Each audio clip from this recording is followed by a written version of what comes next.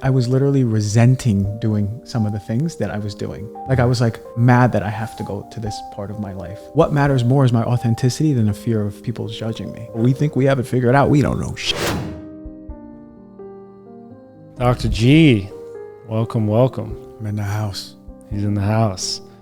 It, just meeting you, what was it, 2 days ago, being aware of you and watching your stuff and really resonating with it. And then just meeting you a couple of days ago, it feels like I've known you for a while, and it feels like it's been a very similar journey in a different way, but it feels like you're a soul brother.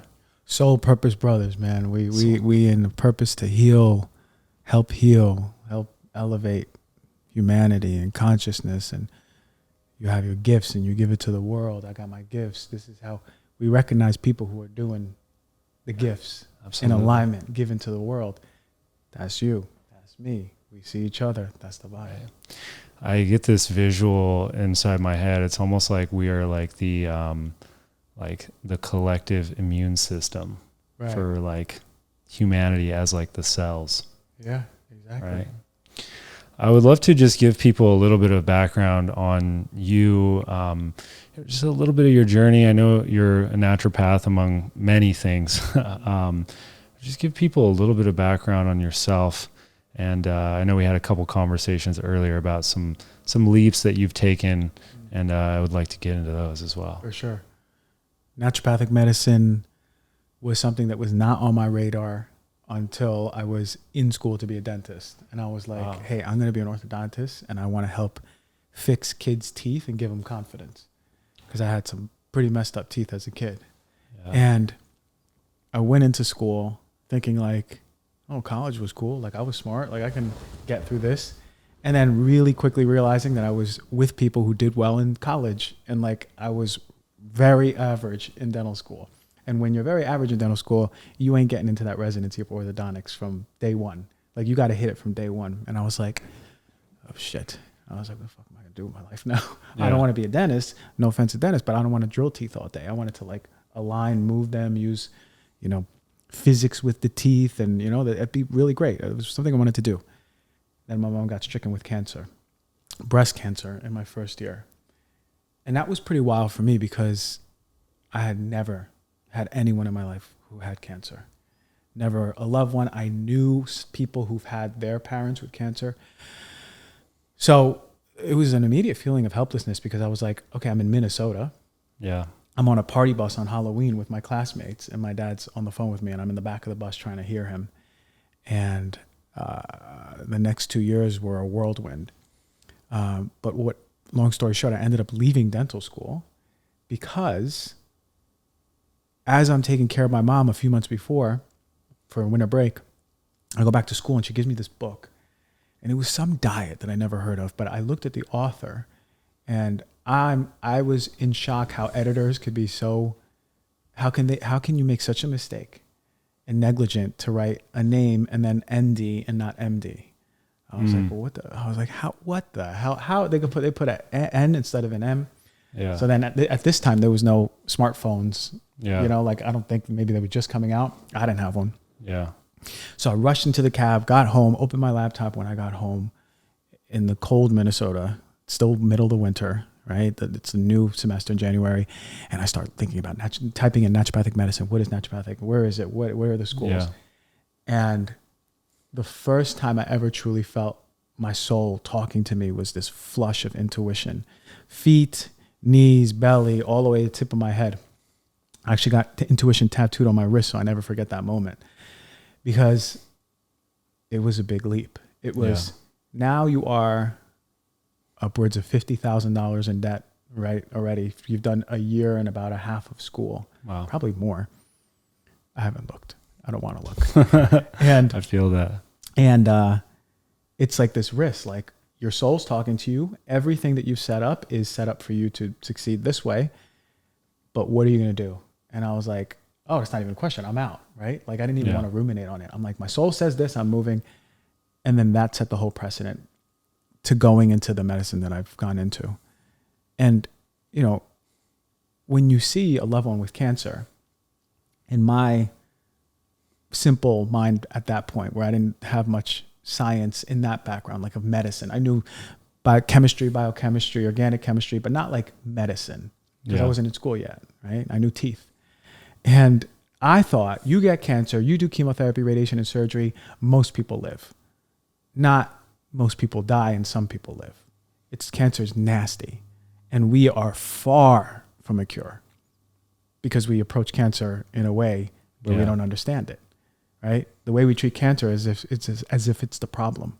It is the downstream manifestation of a problem that has been presenting years and years before. Yeah. So I see the way that my mom is being given food to eat, recommendations, and I was like, this is crazy. Yeah. I started making her food. I started giving her calorically dense everything, and she got better. And I was like, oh, well, she beat it. Fast forward a few months later, brain cancer, metastasized. She goes downhill. She passes away. I'm in school. And I was going to go to pediatrics, man. I like kids. And I was like, this would be cool if I do pediatrics. And then I decided I have to do cancer. There's no choice. My mom died. I have to go into cancer. It hit close to home. And hit close to home. There was purpose already, purpose in the pain. And fast forward 4 years, 2 years in residency in cancer. And here I am, like wanting to treat all the women in the world who have breast cancer. And it's funny because things happen for reasons. And we all know this. And it's a little cliche, but like it does. And I never made sense of my mom's death because it didn't make sense. I was young. She was young. Our family was young. We had a lot of plans. My mom and dad had a lot of plans. But, the soul doesn't care. When it's time to go, it's time to go. Yeah. And I never believed in mediums at that point. I never believed in psychics. I never believed in people who are intuitive. And many people would approach me and they'd be like, hey, I have a message from your mom. I was like, who are you? How do you know my mom? What is happening? And it was the same consistent energy of like, she wants you to know that she needed to leave for a reason. And as time passed by, I saw how things piled up and unfolded.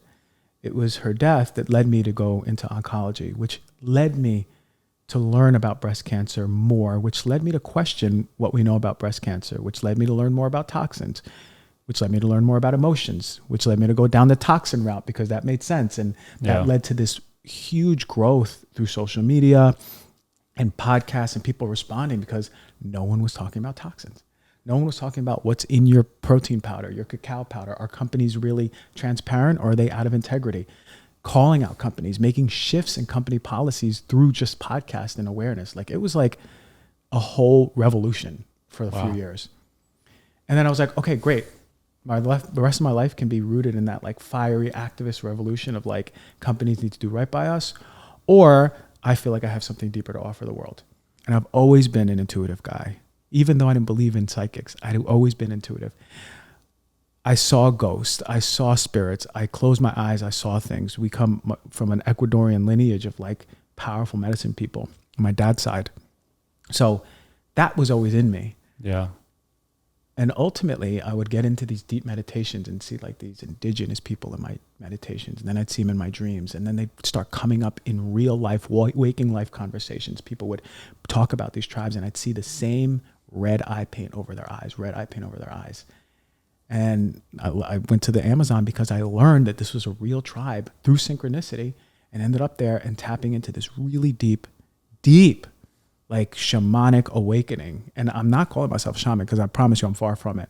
You go to LA, everyone's a shaman. Yeah. Right? Yeah. Brad with the kimono on has got a shaman. He just came from Air One. It's the modern day shaman. It's the modern day shaman. Shamans in Ecuador need to do ayahuasca 100 times. They need to they need to be chosen by the tribe early on.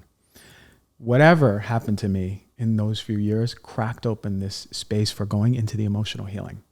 And I would just have these body processes in the middle of the night, like exorcisms. And I'm like, and I saw the movie The Exorcist when I was little. Yeah. And I was like, I must look like a person who's exorcising a demon. And while I'm having this process, I'm having my own thoughts like, oh yeah, this might be what exorcisms were in the past. Because I'm breathing and sounding and twisting and turning and fucking moving around my bed. And I was like, what is happening? And then I just started getting these visions of like me as a kid, not speaking up when I was angry. Me as a kid being told not to cry when I was a young boy. Yeah, suppression. Yes, me as a kid singing and then stopping singing because I'm a bad singer. Bad, quote unquote. Stopping dancing because it was too feminine. All of these, it was like a Rolodex that was flowing, and visions and visions and visions and visions. And I was like, holy shit, I'm not being myself. Yeah. And therein open and cracked open the rest of my life's purpose.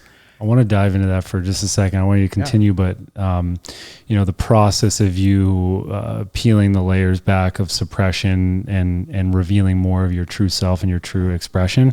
You use the word exorcism, and that's something that I've had people reach out to me on social media and be like, is this like, are you performing exorcisms? Or, you get a lot of the religious people coming in there like, this is the devil's work and all of that stuff. And, I'm like, okay, well, what's the definition of exorcism? It is to exercise, which means to move from the body outward, to express whatever is inside outward.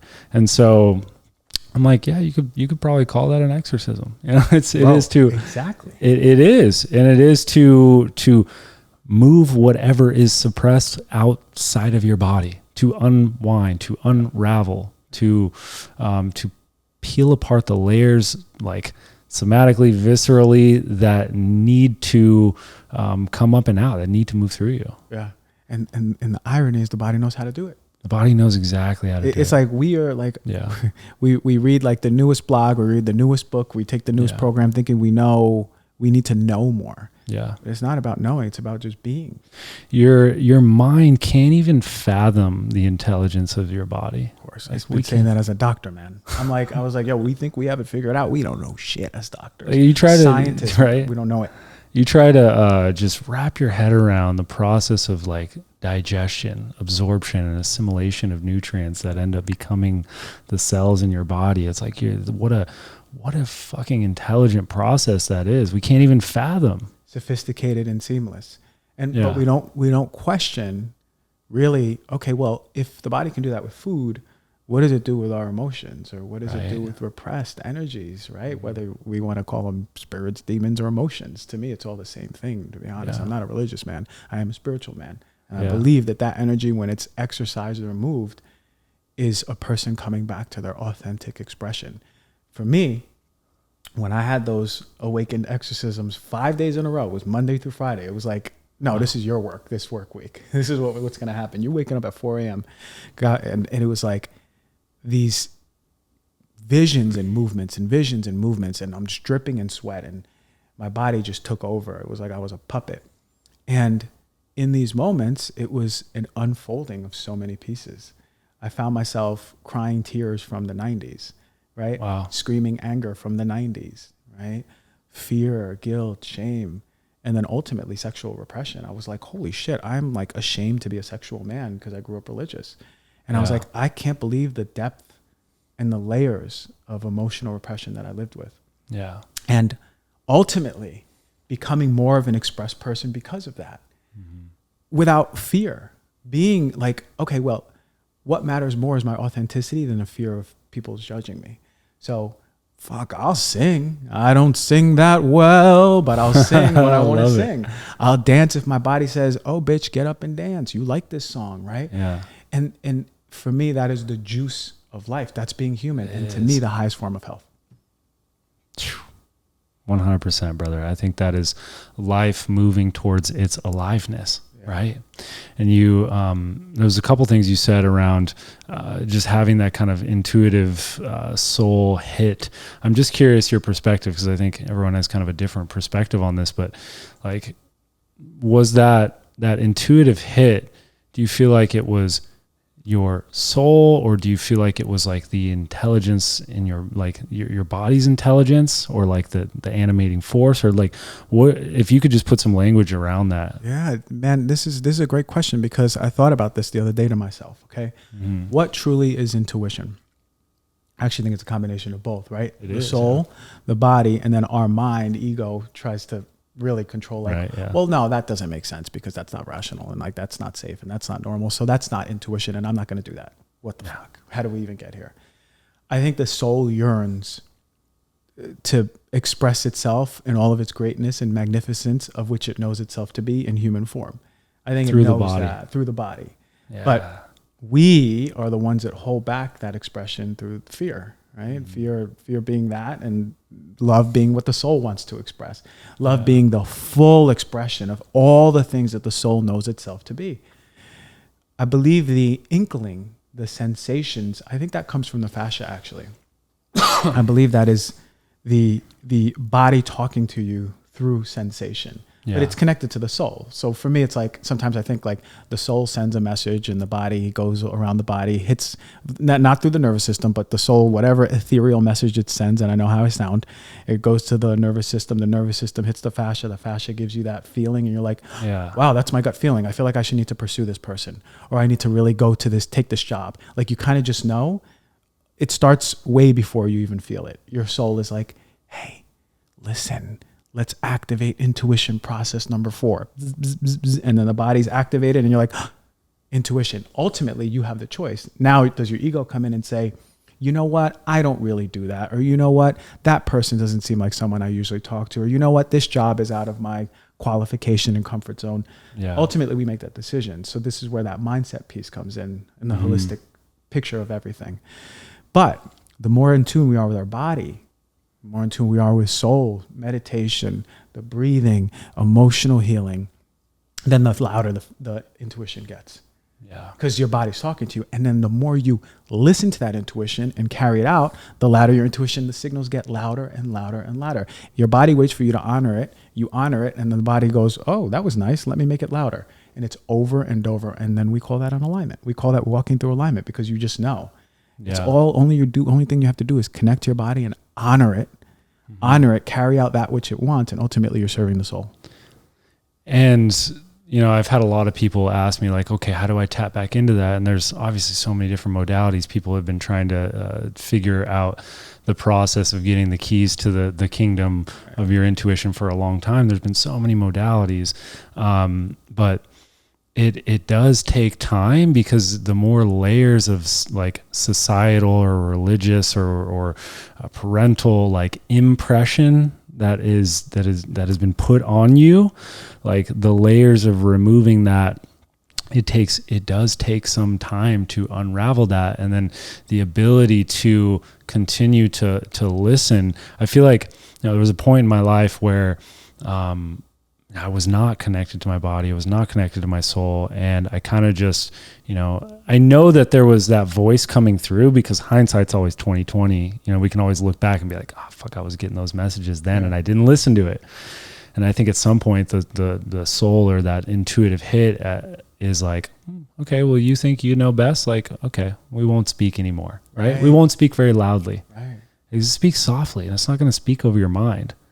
For me, I always know if the mind's coming in, if it's like, if I go through loops and tunnels of like, okay, if I do this, then they're going to think this of me, and then that's going to happen, and then this is going to go on over here. And then it's like that loops and tunnels instead of a slow, soft, just yes. Hell yeah. Or no. That's exactly it. And it'll never go mute. It's always whispering. It's always whispering. Exactly. Yeah. So I go by this 3-second rule, and it's not dropping food on the floor. That's the 5-second rule. But the 3-second rule is like, if I'm at line in a coffee shop, and I'm just hanging out to myself, I might have been texting on my phone, put my phone down, and the first thing I see are these really dope sneakers on this girl in front of me. I'm going to go up to that girl and say, hey, I love your sneakers. They make me feel joy inside. They remind me of when I was a kid, and I just want you to know that. Thank you. And I walk away. And I'll be like, wow, my intuition wanted that. It pulled me. There was an internal magnet that pulled me towards her shoes just to say something like a word of affirmation with no intention. I'm not trying to pick up the girl. I just say what I need to say, and I honored my soul for how she receives it, how she receives it. But at least I honored in that moment. And then the intuition comes a little bit louder. Next time you're at the line, you're like, whoa, that was actually really clear. I need to go up to the clerk and say, hey man, your energy is great. I got to let you know, bro, your energy is great. I love coming here, and you're one of the reasons why. Whoa. Dude, there's been like, so many times where that's happened to me, where I've gotten that hit, and like, okay, I see, there's something on this girl's shirt that or whoever it is, whatever's speaking to me, and the mind will come in, oh, you shouldn't go talk to them because they're going to think you're hitting on them or whatever. Exactly. But there's been multiple times where I've actually been like, no, I have to do this. And what has unraveled from that is like been where I'm at now following that. Like I could go down the whole story, and there's plenty of them, but It has been listening to that. And the same thing with something else that you were talking about earlier was, I think the same thing happens when we take like the bigger risks, the bigger leaps, like switching from, obviously dental to becoming a doctor, to oncology, to toxins, and then finally to like emotions, right? Yeah. We get sandwiched in like in these different roles, and then it's like we have to break free from them and move into the next thing and take that leap. Yeah. And it's scary, but the listening to that will free you. It will free you. It will free you. And when you take those micro intuition honors, right, like the 3-second Starbucks line stronger. Or whatever, it gets stronger. So then when the real situation comes up, because it could be just your soul building you up to that moment where you're like, why am I at this job? Everyone is, this is the moment. If I ever could leave, it has to be now. And then you make that leap, trust that you're going to fall into a net you're taken care of, trust, and then that which you are calling in for is going to show up. It can't not happen that way because you're a creative being. You are constantly creating. Constantly, whether you know it with your thoughts, words, and actions, but you are constantly doing. So the question is, can you be intentional about what you want to create? Well, for me, it was like, okay, well, I have a clinic job, I have a podcast job, and now I can do one-on-ones and some group stuff. Okay, what am I going to do? I was like, well, I don't know how much I'm going to really make with those. So maybe I'll just stay with the clinic and maybe just start exploring this. And then I found when I tried to juggle all those balls or spin all those plates, I was literally resenting doing some of the things that I was doing. Like I was like kind of mad that I have to go to this part of my life. And then I go, okay, well, financially that makes most sense though. And then I said, no, it doesn't. It's taking up my energy. It's taking up my creative energy. It's taking up my potentiality. It does not matter. It's gone. Cut it. And then of course you allow that which is flourishing, which is in alignment, which you feel because you're connected to your intuition. It says, no, I'm being pulled over here. I don't care if it doesn't feel safe. I don't care if financially, like, okay, this might be a risk. I know it in my soul and my bones and my tendons and my ligaments that that's what was pulling me. And of course, it can't go any other way. You're in your purpose. You're giving to the world. You're serving. Of course you're going to be compensated. Of course you're going to be given all what you want. You are safe. You are taken care of. How many people listening are just in a state of fear? Like, I'm in this place because this is all I can do. And like my potentiality can only reach this and I got to pay this bill. Yes. Pay your bills. Make sure you're financially doing okay. You got food on the table. But also, my God, what is a life lived if we're not even asking ourselves, what's our purpose? How can we serve humanity? What is our gifts? Can we utilize those gifts and give back to people, whether it's a hobby or an occupation? And if it is, can we start shifting our life more to that? That's pure purpose, alignment, soul expression. And that's nothing less than we deserve to be as human beings. Bomb dropper. Dude, 100%. There was multiple times in my life where I almost got just a secure job, like for fear of money, right? For fear of money. There was multiple times where I was living out of my car, just couch surfing and seeing some clients here and there. And, I remember I got offered a job. I was still living in Arizona. I got offered a job here in Austin at Onnit to like come do like body work out of Onnit. And it was, there was a part of me that's like, oh, that's flashy, like that. I want to connect with all those people. Or I got offered a job on the PGA Tour to work with professional golfers as a body worker. And I was just like, there's something there that's not right. And literally, I was seeing some clients right at that time. And this woman was like, hey, when are you going to teach what you do? And then at that point, the soul spoke very loud and clear and was like, oh my God, I love teaching. Yeah. I want to teach. Let me make this happen. And then that started this whole rabbit hole. And now we have like 1,000 practitioners worldwide and they're all doing sessions. And the ripple effect, I meditate on the ripple effect and how like that one little moment where I was like, I might just go work with this professional athlete on the PGA Tour. And the last thing you want to do is leave this world with your gifts left unexpressed. Of course, man. And you know the comedian Katt Williams? I do, yeah. Great. Believe it or not, he's pretty deep cat. And no pun intended. Yeah, and he said this.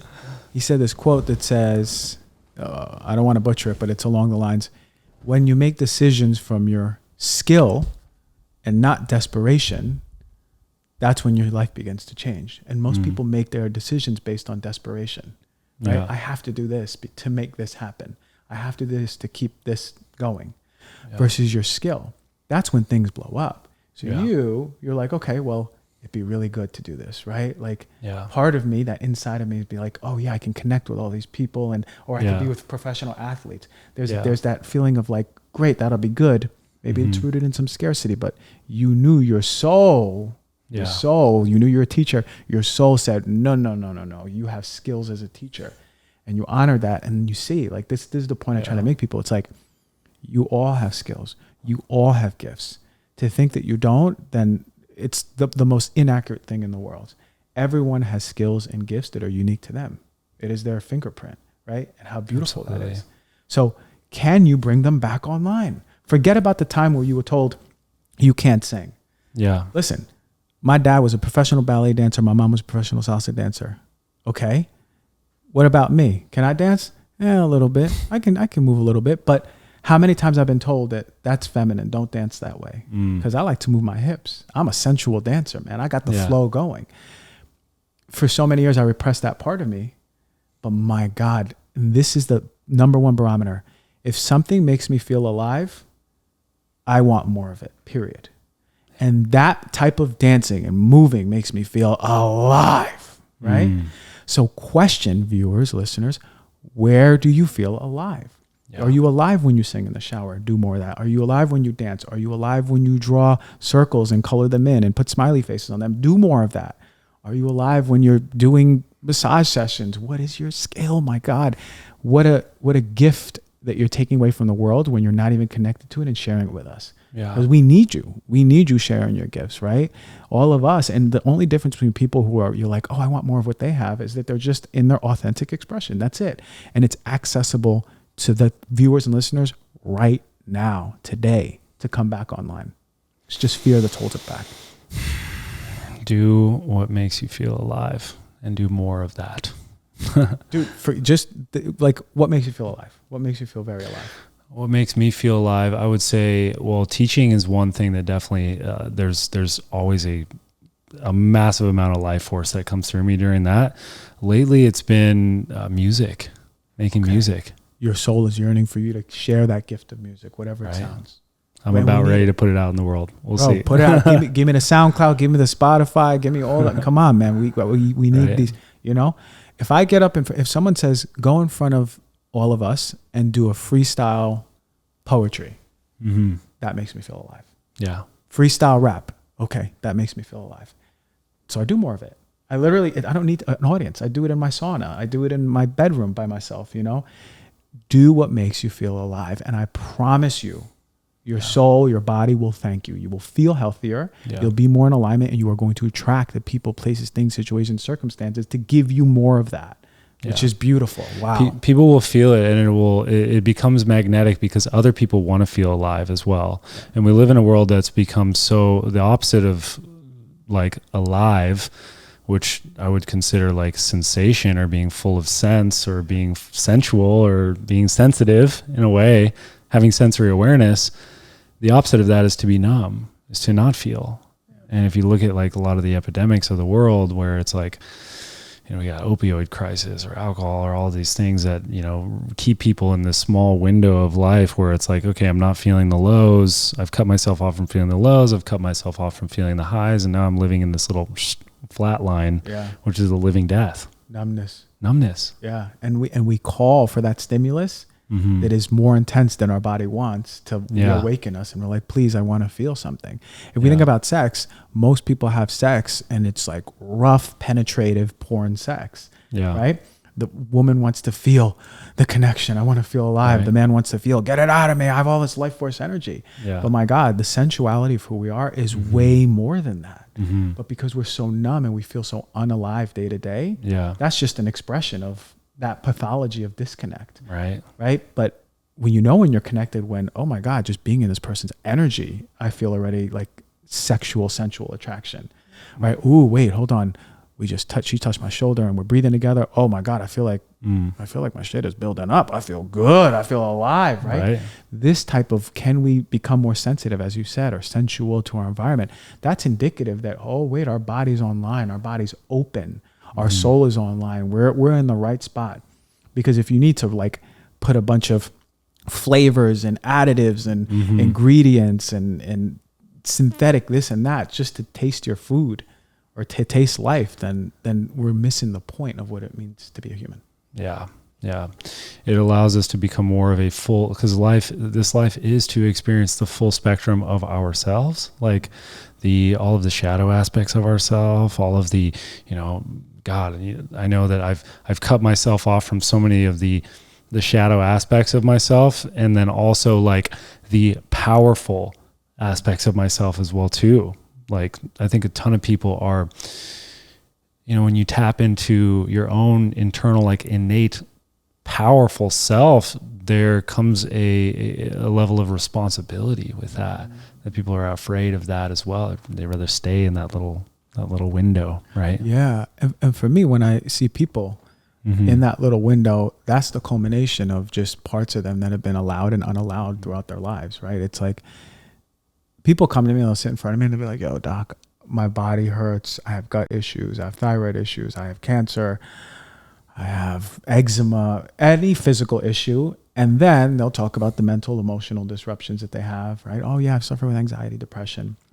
But for me, the fountainhead is upstream, that emotional piece.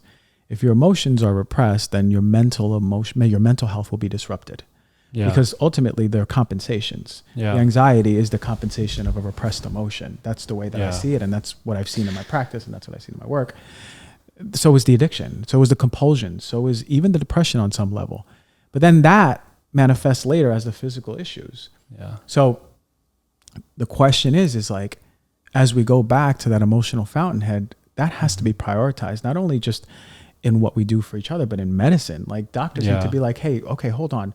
What part of you is not being expressed? That ain't going to happen. Most doctors, that's probably not in my lifetime, but that's how we're leading the charge for practitioners, for people who are able to help and heal, to bring the awareness and perspective instead of being like, I'm a naturopathic doctor. We learn mostly about physical, right? How do we treat naturally the physical issues? Yeah.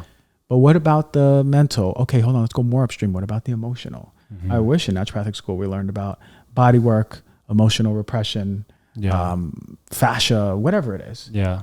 Breathing, right? Yeah. Discharging in any sort of way. All of that. And that for me is most important. That is at the top when it comes to physical health. Yeah. Because you can't physical health is a downstream. We're looking years later and we're like, and then in medicine we go, well, how do we quiet those signals, Yeah. How do we shut the symptom up? That's not the move. It's like I look at anxiety and it's like anxiety is a very intelligent response. It's an intelligent bubbling up of something that you've suppressed for a while. And it's like, hey, you probably need to change something in your life. There's probably something out of alignment with your soul. Right. Like, hey, look at me. And we're like, oh, no, gotta push it back down. Gotta push it down. Give me a medication and really numb it up, right? Let me get back to numb. For me, anxiety is never the problem. It's the gift. It's the gift, right? It's the gift. And people are sometimes triggered when they hear that. Yeah, but it's the gift. It's the gift. Because if you can look at your anxiety, if you can feel it and notice it and become very aware that, whoa, I'm an anxious person, right? Yeah. Right? Just in that moment, I'm an anxious person. Doesn't make up the whole of you. Yeah. It's beautiful because all that part of you does is want to be seen. That's it. It just wants to be seen. And ultimately, as you allow that to be there, then wow, this full expression of whatever is under that starts to come up, right? And that protection looks like different things for different people, right? Yeah. Some people just work really hard because in the household that they were living in, dad used to be mad and mom used to cry. And instead of engaging in that, they went upstairs and started studying.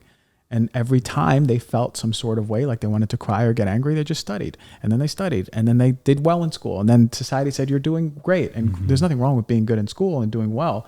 But when you're pathologically becoming a workaholic, a studyholic, and then you get older and then you open a Fortune 500 company and everyone is celebrating you, well, your brother who was in the same household, who became a junkie, there's no difference between you and him.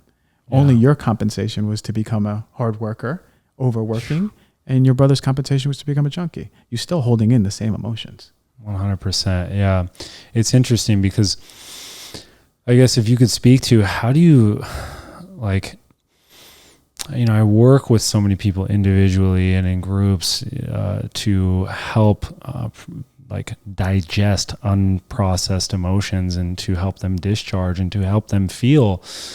And then it's almost like even on a societal level, if you look at just the traditions and patterns and places and spaces, like we've weeded out all of the spaces and patterns and traditions that actually allow and create a space for people to express themselves fully. For sure. Right. And so it's like Gabor Mate's whole new book, The Myth of Normal, is like, okay, a lot of these things are a normal response. A lot of these trauma responses or stress response are a normal response to an abnormal environment. Yeah.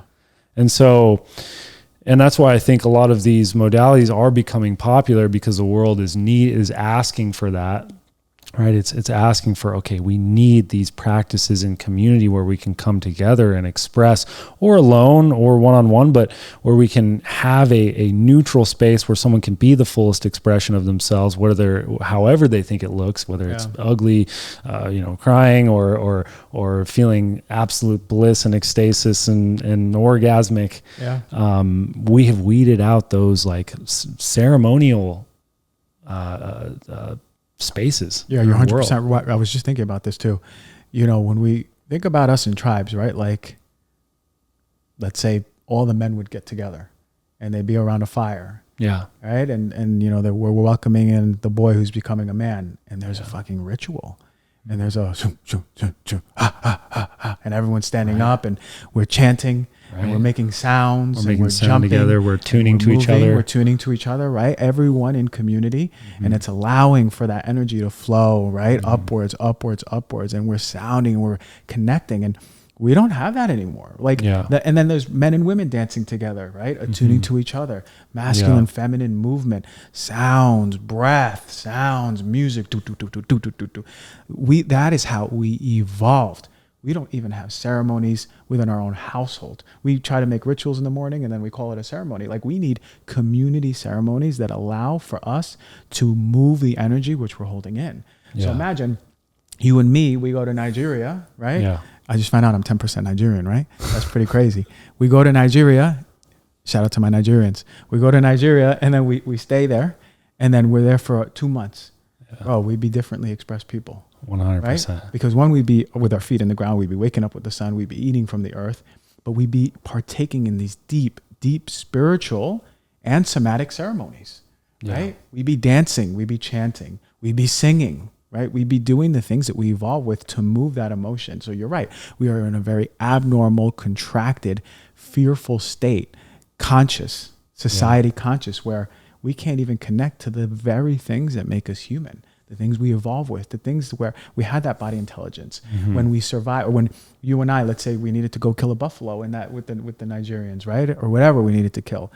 That would be a massive discharge of energy, right? All of that sympathetic,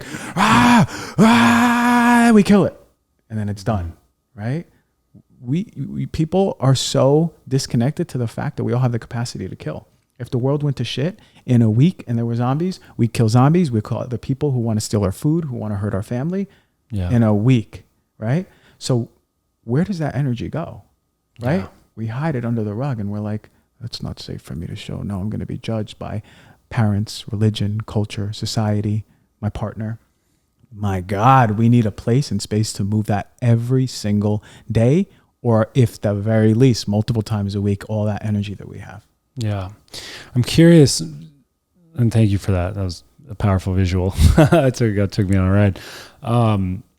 What was it like taking the leap from like, okay, studying toxins and how that shows up in the body and our environment to like, was there something that sparked you to go down the emotional route? Because, you said you didn't really study that in ND school, but was there something that sparked that? Yeah, there was, I always was interested in trauma. I would like watch animals escape and shake and breathe and shake and breathe and shake. I was always attuned in a sense to spirit because I meditate all the times. Yeah. So it was so easy for me to leave my body. And I could close my eyes and I'm just floating around the ethereal in a ballroom of like my ancestors. That's cool. That's fine. What I wasn't fine was me and my body. I felt very uncomfortable in my body. Very. That has been the work of the past 3 years. It's like, oh my God, do I even feel comfortable? Oh my God, I'm holding pain. I didn't even know I've been having pain for like the past year, like coming into my body over and over. But really it was those series back in April a few years ago of those waking up, and my unconscious mind my conscious ego was out of the game. I was sleeping and I was just in that state of pure, like I'm in my body. Boom, waking up to those exorcisms. And then there was actually this moment that I remember. My girlfriend at the time, we went to eat and we had a disagreement, but it was like a run of the mill disagreement. It's like one of those that like you walk home together and you talk about it and you're like, oh yeah, I guess you're right. I'm sorry. Right. But oh my God, I was so angry because she hit me right in that nerve that has been repressing all of that anger. The last nerve. And I was like, I feel like I don't want to be around you. Like, I want you to go home. It was really, so I was like, okay, I need to be by myself. Like, okay, what do you want me to do? So I'm like, well, maybe just go to the room and I'm just going to go meditate in the car. That's what I wanted to do, meditate. Because that's what I was quote unquote good at. I can just be fine after this. We're probably leaving the body. Right. I was like, I'll just leave the body so I don't have to deal with this and I'll come back and everything will be better. But the truth is everything will be repressed even deeper. And I sit down in my car. I'm in the garage. It's like 9 at night and the lights are off. And I feel my upper right belly twitching. Liver. Like twitching, yeah, right? Where that anger is twitching.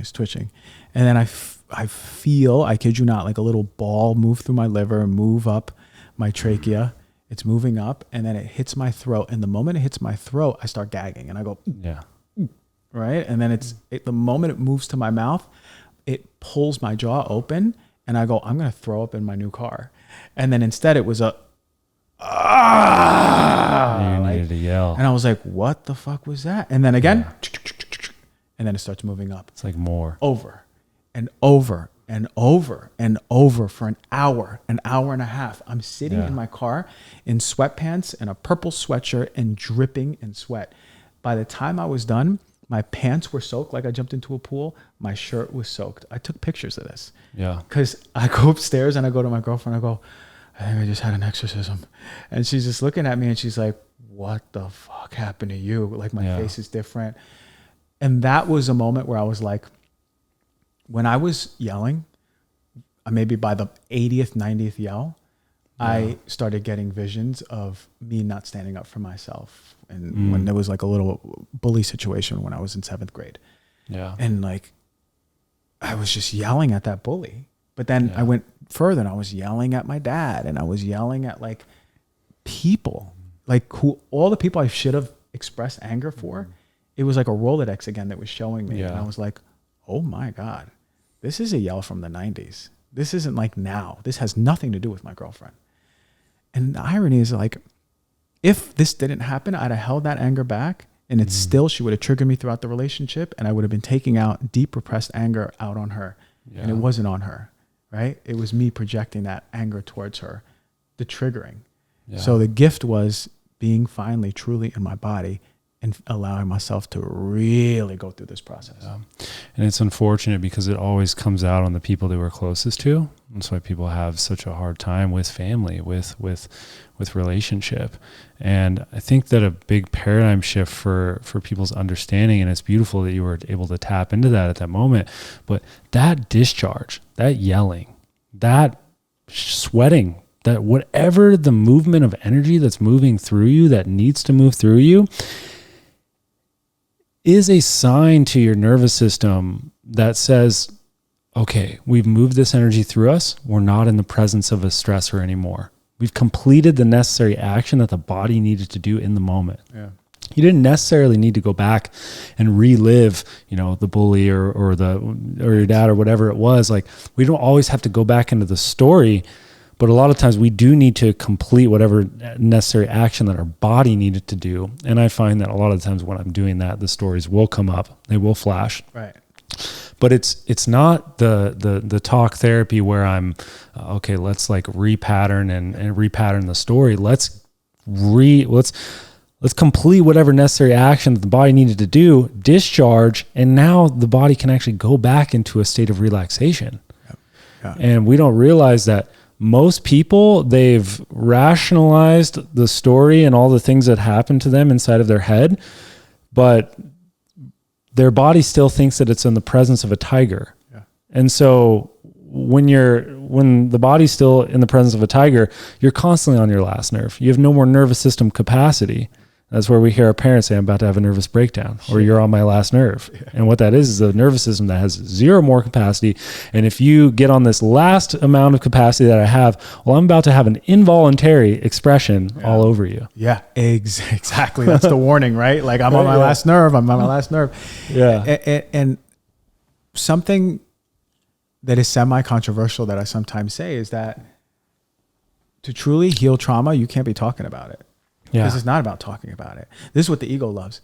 Hey, Jaggers, tell me a little bit about why am I like the way that I am? Like, and then you walk me through this, and then I'm like, after like the 10th visit, I've paid you $1 million, and we finally realize it was the moment that bully said this, and I didn't stand up for myself. Thank you for helping me realize it. Right? You helped me realize it.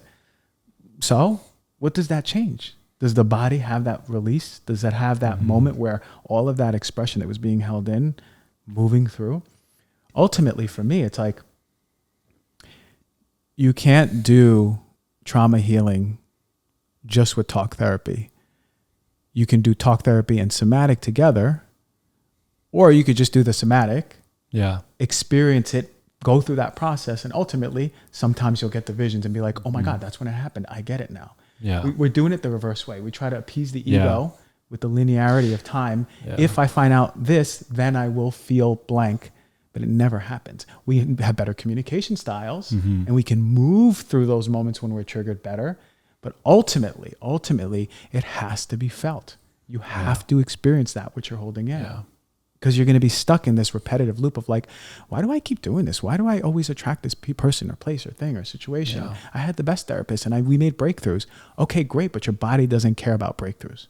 Your body does not care what you think. Your body doesn't care about your story about your dad. It doesn't care about your story about your mom. It doesn't care about your story about your bully, your ex. Your body only cares, are you allowing me to repress or express? It would be like me having a cut and being like, Jaggers, hey, check this out. Look at my cut. My cut really cares about how my ex really did this cheating thing to me. And look at my cut. And you're like, are you crazy? The cut only cares, am I picking it or am I allowing it to heal? The body only wants to express that. Ultimately, we were repressing it by picking this guy, by repressing our emotions. That was a spot on metaphor. And we're definitely swinging the pendulum from this top down perspective. Okay, let's work with the story and then maybe get to the body, but probably just look at the body as something, okay, I put food in it, I shower it, I do all the things that I need to do to it.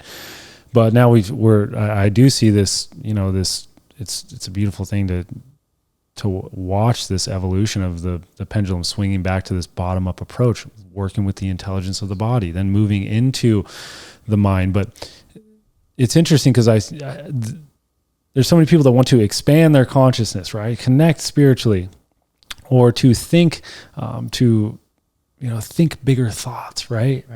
Or to get rid of limiting beliefs. We got books and programs on that. People don't choose to like wake up in the morning and think limitedly. It's like, if your body is stuck in a contracted state, well, then your body is an antenna, and the state of your antenna is going to be what you are actually picking up on. And so if your body is stuck in a state of fear, guilt, and shame, well, you're going to be picking up fear, guilt, and shame-centered thoughts. And it's interesting because I've said this before, but the institutions in power understand that if I can keep you in a state of fear, guilt, and shame, then I can keep you in a contracted state where you make predictable moves. And controllable. Right? I mean, that's the truth, man. Ain't no conspiracy about that. We turn on the TV and tell me that's not the truth, right? Right. But you said something, and this is very important: the top down or the bottom up, right? We want top down. We're like, okay, let's start with like the mindset, and we're gonna have like all the things that we're gonna do, and like all of the books that we're gonna read. But ultimately, like you conceptually And this was my experience, right? Like I could have been on stage 10 years ago, talking 20 years ago, probably just about still talking, flowing and being like consciousness and the universe and this and that and like mindset and creating and manifesting. Like I could have done this almost 20 years ago already. But the truth is I wasn't embodied. Yeah. I wasn't embodied. I had all of the concepts, but zero action. Yeah. I wasn't embodied. And it wasn't until I was able to move through the layers of sadness, anger, then fear, then shame. Until I was able to move through that. Yeah, and then shaking those hips. Until I was able to do that, then ultimately, like you said, the antenna was online. And I didn't even need to do no more mindset work because my body was expressing that antenna and I was attracting all of that vibration of where I was, man. Life got easier when I became more embodied. Right. And when you were defining intuition earlier, you know, it's interesting that we call, the body is the temple, right? And the temple is where we worship. Yeah. That is where we worship spirit. The body is the temple. The temple is the housing of spirit. And so maybe we can go into one more. I don't know where we're at on time, but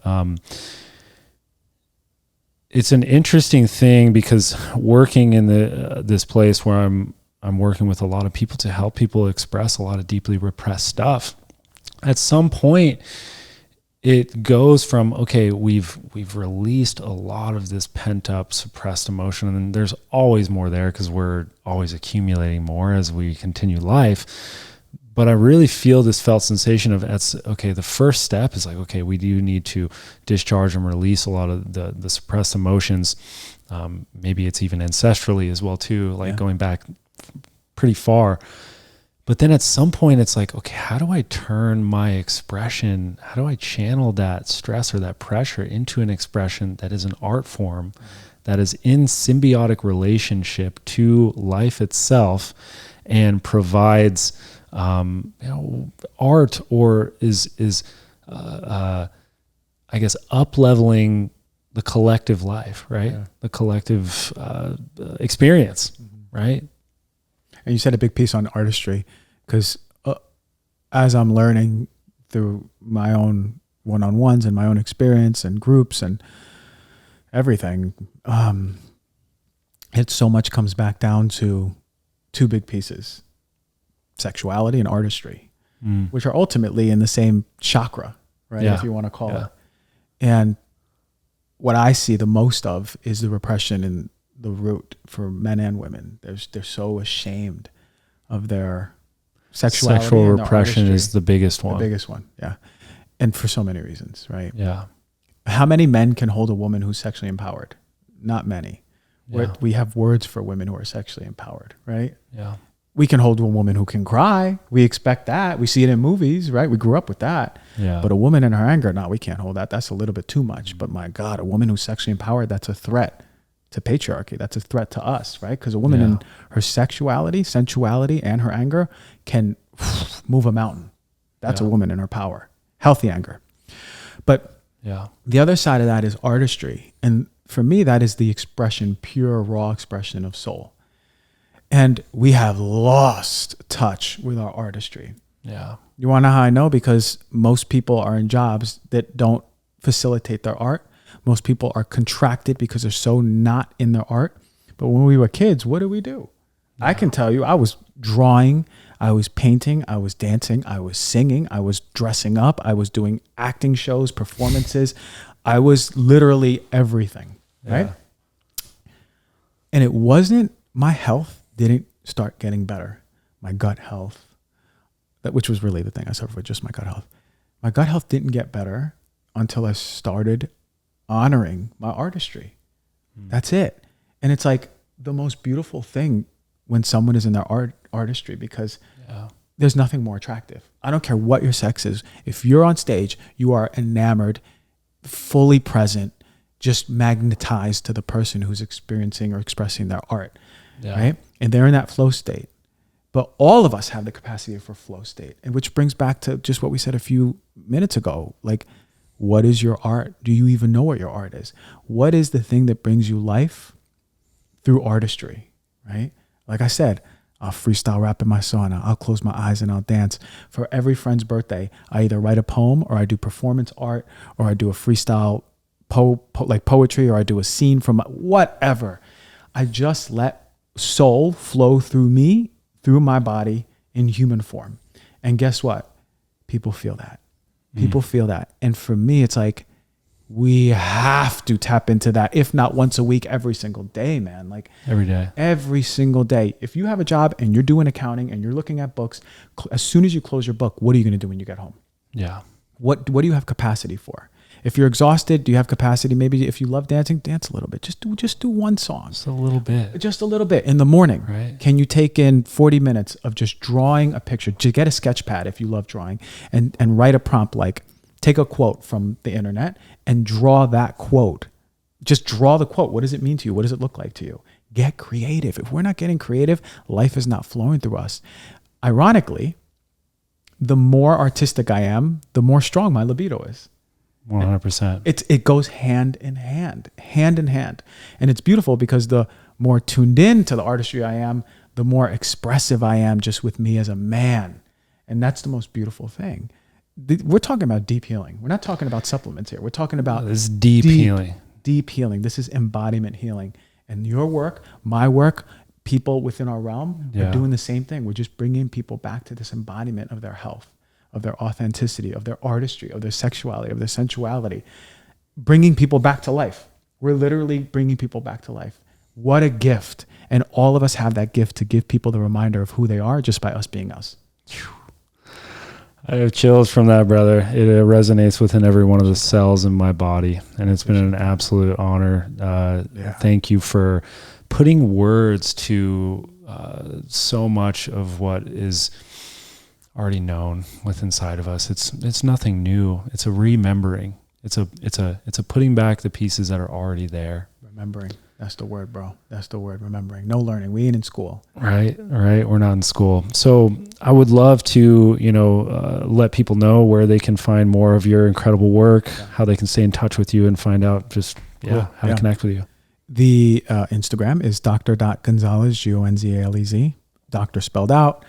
The website is docgonzalez.com. Yeah. The emotional healing virtual sessions are www.elm.health. Okay. What else am I doing, man? If you want good quality supplements, talk about supplements or home stuff or all the other stuff. We have a curated hand-picked store called the Swell Score. And go on my Instagram. I'm going to do some heavy dancing videos, good music, kimonos, flows, hips, body, jerking, dancing, flowing. You're going to love it. You should start a new IG that's the dance doctor or something like that. Dude, the dance doctor. I'm thinking of all these names talking about this. Right? Like after this podcast, the emotional exorcist. That's the one that I'm thinking. That's pretty damn dope. But the dance doctor is going to be in there. Yeah. Love you so much, brother. I appreciate your work. Yes. Thank you for having me. I appreciate your work, man. We're doing it. I feel good. Thank you, viewers and listeners, for taking the time. We are coming with it this year, next year, trailblazing, on fire. Here we go. Yeah. And we're out. If you found this of value, if you found this helpful, leave me a comment below, hit the like, hit the subscribe, and I'll see you in the next video.